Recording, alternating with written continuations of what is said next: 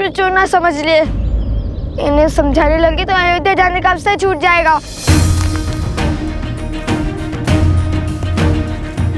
बात तो उचित है। ठीक है मित्र, अपना ध्यान रखना। हम चलते हैं। यदि प्रभु श्री राम ने चाहा तो फिर भेंट होगी।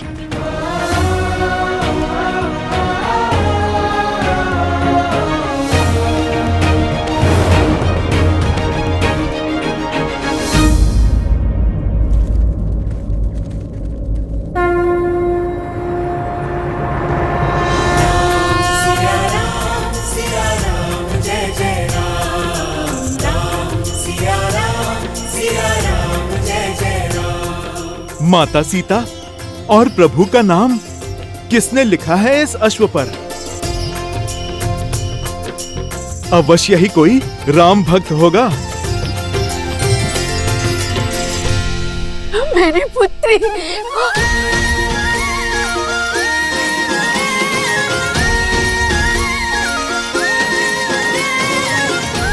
जय श्री राम, जय श्री राम।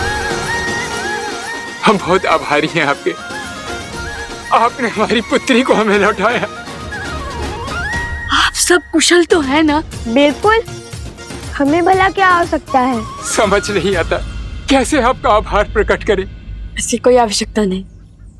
हमने केवल अपना कर्तव्य निभाया है, इसमें आभार कैसा। परंतु हाँ, पुरस्कार अवश्य मिल गया हमें। हमसे प्रसन्न होकर माता सरस्वती ने हमें दर्शन भी दिए और आपके लिए ये भेंट भी। भेंट?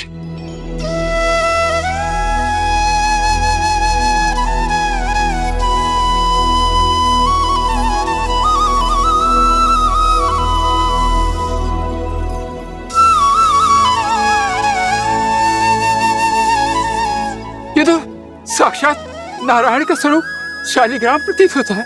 ये शालिग्राम ही है, और यदि ये माता सरस्वती ने दिया है तो इसमें अवश्य ही कोई गुण बात होगी।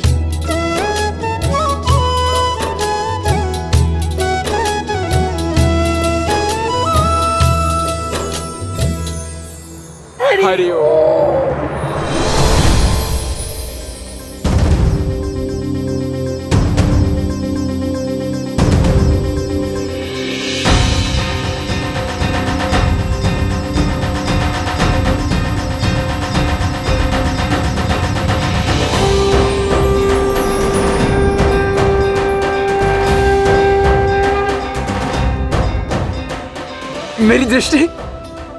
मेरी दृष्टि वापस आ रही है। मैं अपनी पुत्री को देख सकता हूँ। मेरी दृष्टि वापस आ गई।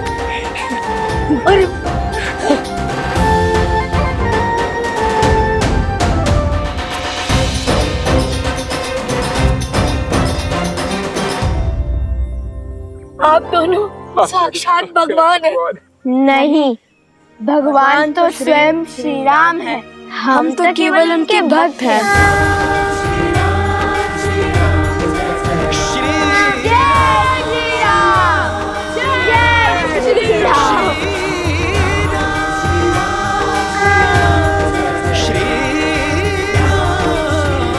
प्रभु, जब तक हम पहुंचे तब तक वो राम भक्त जा चुके थे। निर्णय ले लिया है।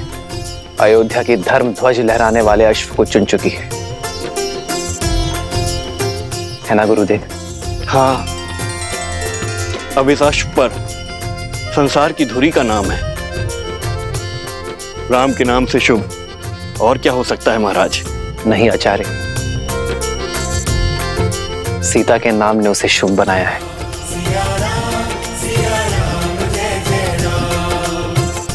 कल अयोध्या की धरा में अश्वमेध यज्ञ का शंखनाद होगा। धर्म की जय हो, रघुकुल की जय हो।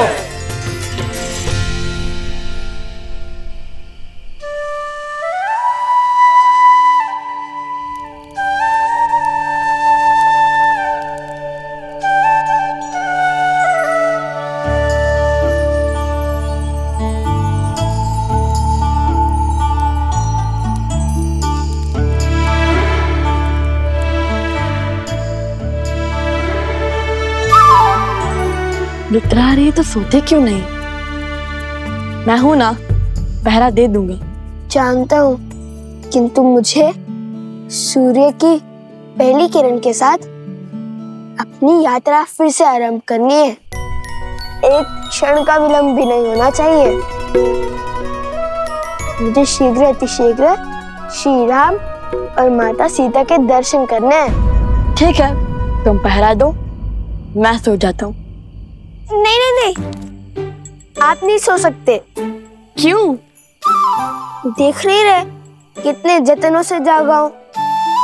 अगर आप सो गए तो मुझे भी निद्रा आ जाएगी। बैठे रहिए ना। बस अब ठीक है।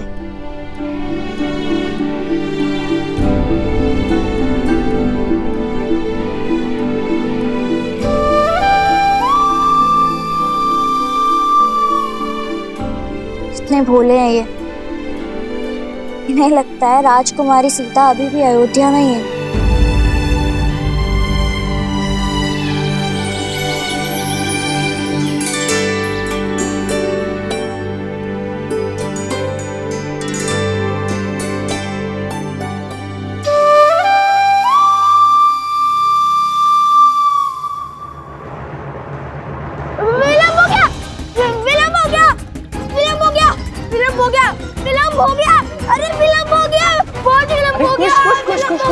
खुश, शांत हो जाओ। क्या हुआ? लव भैया कहाँ है? लव? मैं यहाँ हूँ।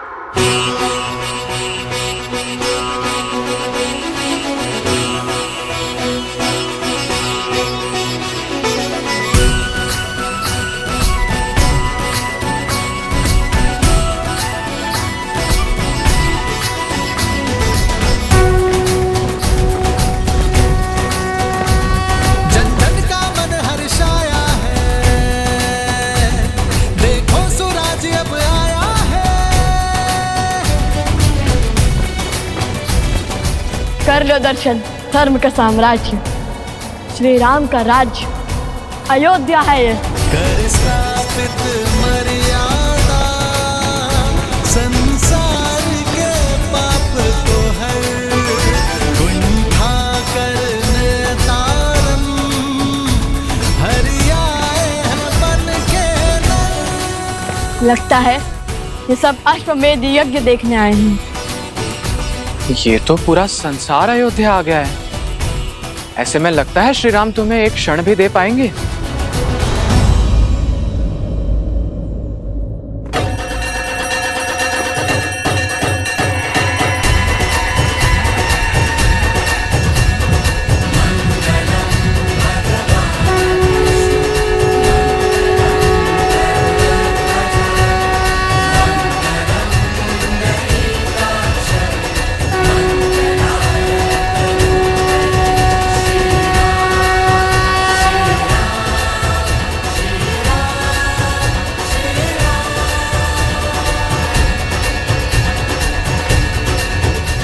यह शंखनाद अश्वमेध यज्ञ के आरंभ का सूचक है। आज से 3 दिन तक यहां हवन होने के पश्चात हम यज्ञ अश्व को मुक्त करेंगे, जो राम राज्य के छत्र को भिन्न भिन्न राज्यों से होकर पुनः हम तक पहुंचाएगा। अश्व के लौटने के साथ ही यह यज्ञ पूर्ण हो जाएगा। अब अनेकों राज्यों के राजा जो इस यज्ञ में अपना समर्थन और साथ देने आए हैं, वो श्री राम को सम्मान स्वरूप अपनी अपनी ध्वजाएं भेंट करेंगे, जो अटूट संधि का प्रतीक है। और इसी भांति एक एक करके सहस्त्रों राज्यों की ध्वजाएं अयोध्या और धर्म के संरक्षण में लहराती रहेंगी।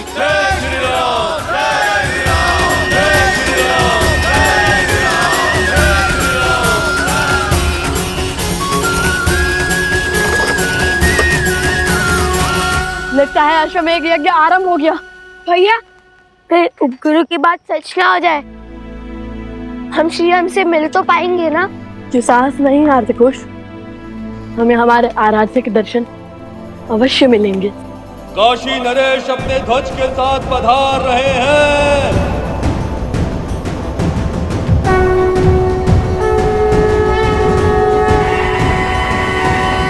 अरे कुश, लगता है यज्ञ की प्रक्रिया आरंभ हो गई है।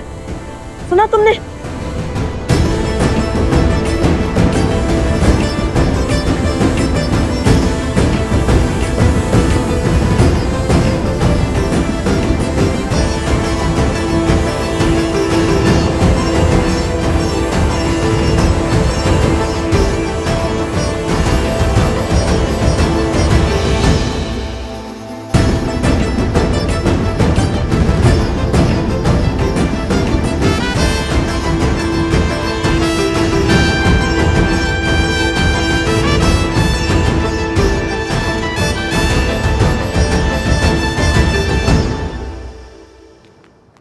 वो देखो, काशी का ध्वज।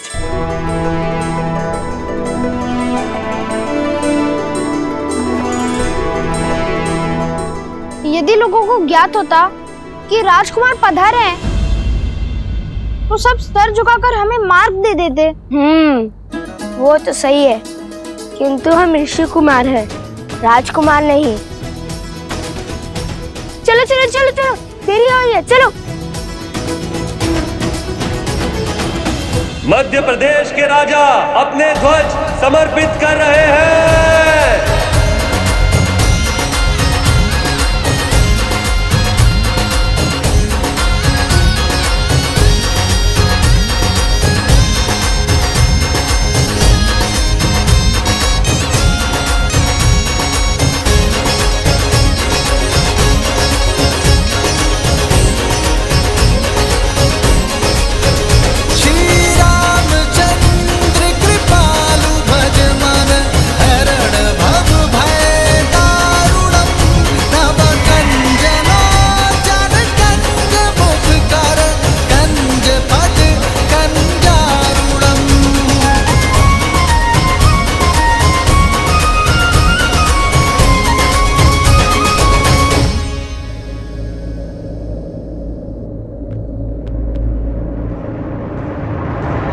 रुको, पीछे हटो। ऋषि कुमारों, क्षमा करना, आप अंदर प्रवेश नहीं कर सकते। बटुकों के लिए भोजन शयन आदि का प्रबंध उस ओर है, वहां जाएं। हमें ना भूख है ना प्यास, हमें है आस श्री राम से मिलने की। आप क्यों चिंता करते हैं महाराज? यहाँ यज्ञ तो कई दिनों तक चलेगा। कृपया हमें हमारा कार्य करने में सहायता करें और आगे से बाईं ओर मुड़ जाए। किंतु वो तो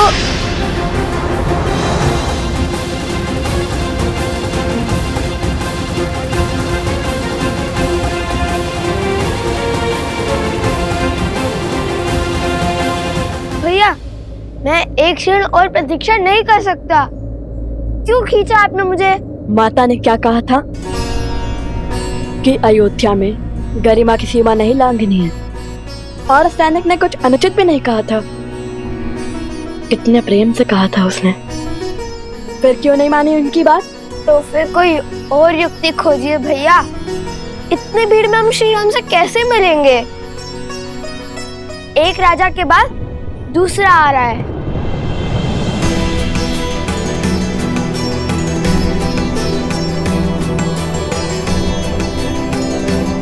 उचित कहता है सोम, हम राजकुमार होते तो अब तक मिल लेते श्री राम से।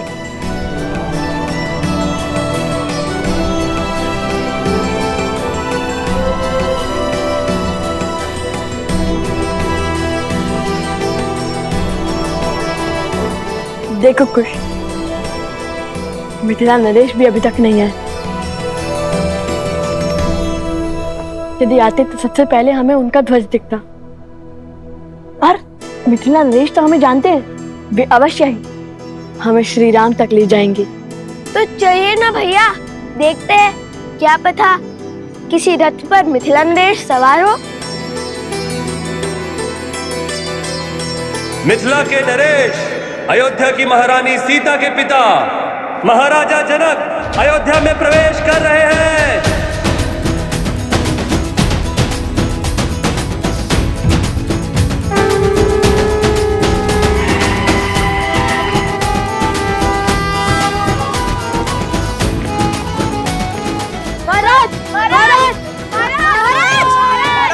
महाराज जनक की, महाराज जनक की, महाराज जनक की, महाराज जनक की, महाराज जनक की, महाराज जनक की, महाराज जनक की, महाराज जनक की, महाराज जनक की,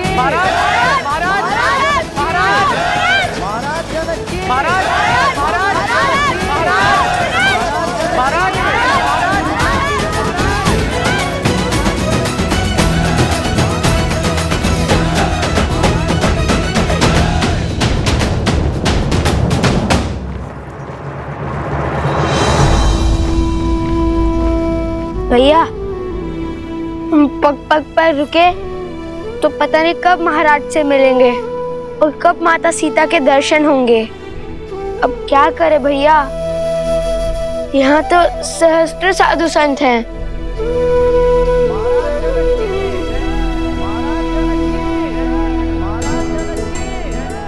आसपास ही रहना लवकुश, हम धर्मशाला में व्यवस्था करके आते हैं।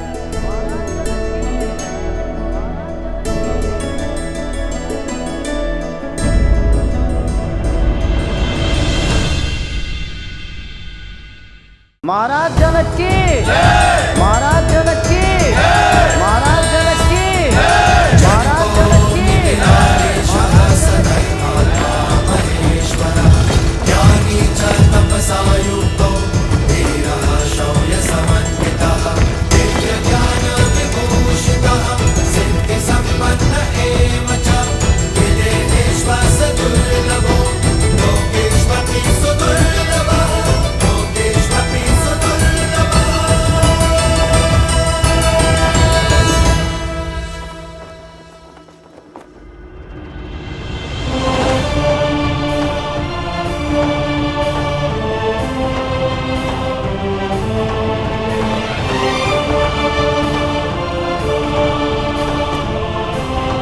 अयोध्या आपके आगमन की प्रतीक्षा कर रही थी मिथिला नरेश।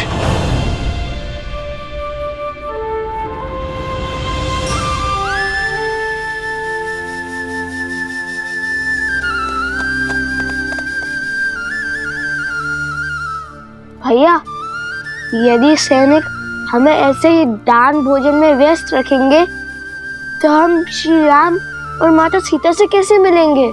माता कहती है कि कई बार दृष्टिकोण बदलने से समस्या का हल अवश्य मिल जाता है कुश।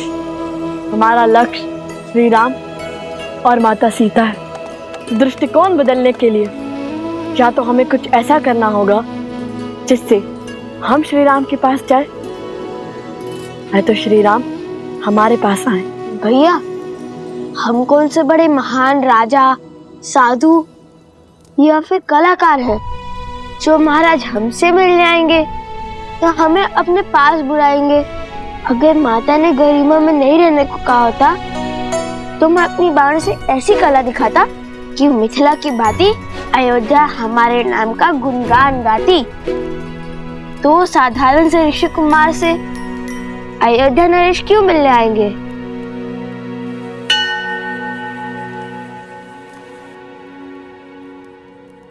एक बार पुनः बोलना। दो साधारण से ऋषि कुमार? ये नहीं, उससे पहले जो बोला था। भानु से कला का प्रदर्शन? उससे भी पहले। हम कौन से कोई महान राजा, साधु या कलाकार है? क्यों, सत्य ही तो कहा था मैंने। कला कुश, कला।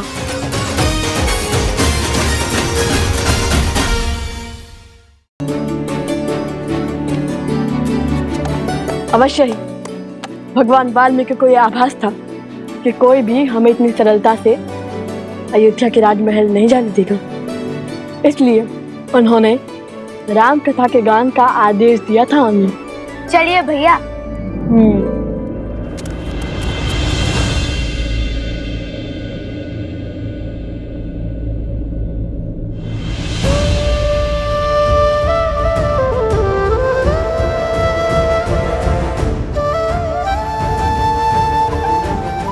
अश्वमेध की आहुति तो सपत्नी दी जाती है, अर्थात अब दूसरे विवाह के लिए सज है।